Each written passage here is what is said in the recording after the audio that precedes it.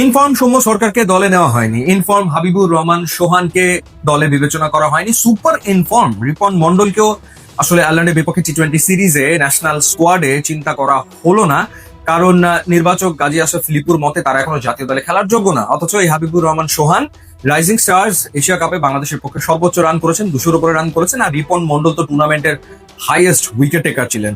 কি দুর্দান্ত খেলেছেন তিনি সেমিফাইনালে ইন্ডিয়ার এগেনস্টে, কি দুর্দান্ত খেলেছেন রিপন মন্ডল ফাইনালে পাকিস্তানের বিপক্ষে।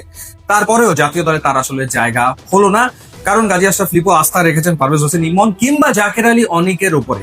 আপনি আমাকে একটু বলুন, কোন বিবেচনায় ঠিক এই মুহূর্তে পারভেজ হোসেন ইমন এবং জাকের আলী অনেক, সৌম্য সরকার এবং হাবিবুর রহমান সোহানের চেয়ে বেটার পারফর্মার, বেটার ক্রিকেট এই মুহূর্তে খেলছে? কোন স্ট্যাটিস্টিক্সে, কোন পরিসংখ্যানে তারা এগিয়ে রয়েছেন? আমার আসলে সেটা বোধগম্য নয়। যাই হোক, ফলাফল যাওয়া তাই হয়েছে। আয়ারল্যান্ডের বিপক্ষে বাংলাদেশের ভরাডুবি ম্যাচটা বাংলাদেশ হেরেছে 39 রানে, 181 করেছিল 4 উইকেটে আয়ারল্যান্ড। এবং খেলা দেখে মনে হয়েছে মাইটি আইরিশদের বিপক্ষে বাংলাদেশ খেলতে নেমেছে, মানে এরকমই আসলে মনে হয়েছে। এবং যারা খেলেছেন, না তারা স্পিন খেলতে পারেন, না তারা ফাস্ট বোলিং খেলতে পারেন, না তারা স্লোয়ার খেলতে পারেন, না তারা বাউন্সার খেলতে পারেন, না তারা ইয়র্কার খেলতে পারেন, কোনো কিছুই খেলতে পারেন বলে তো মনে হয়নি।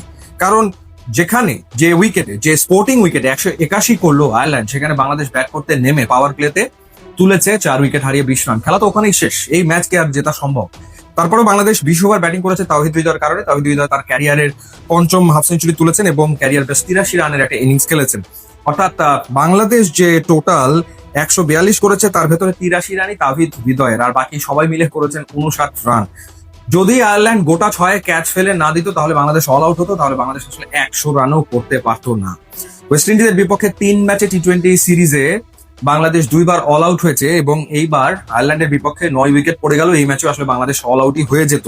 তো এই হচ্ছে আমাদের ব্যাটিং পারফরমেন্সের অবস্থা। তারপরে ওই একই একাদশ, ওই একই স্কোয়াডের উপরে আমাদের প্রধান নির্বাচক আস্থা রেখেই চলেছেন। সে কারণেই হয়তো লিটন বলেছেন দলটা আসলে কার, কারণ তার সাথে তো আলোচনা করা হয় না।